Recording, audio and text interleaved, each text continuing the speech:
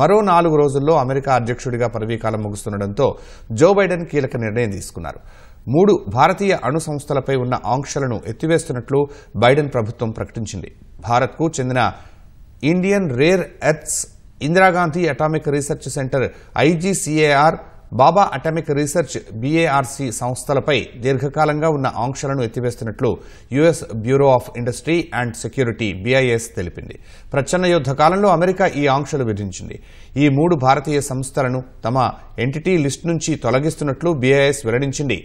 ఆంక్షల తొలగింపు ఉమ్మడి పరిశోధన, శాస్త్ర సాంకేతిక సహకారం సహా అమెరికా విదేశాంగ విధాన లక్ష్యాలకు మద్దతు ఇస్తోందని తెలిపింది.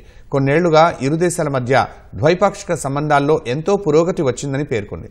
శాంతియుత అణు సహకారం, అనుబంధ పరిశోధన, అభివృద్ధి కార్యకలాపాలకు మరింత ముందుకు తీసుకువెళ్లడానికి భారత్, అమెరికా నిబద్ధతతో ఉన్నాయని బీఐఎస్ వెల్లడించింది.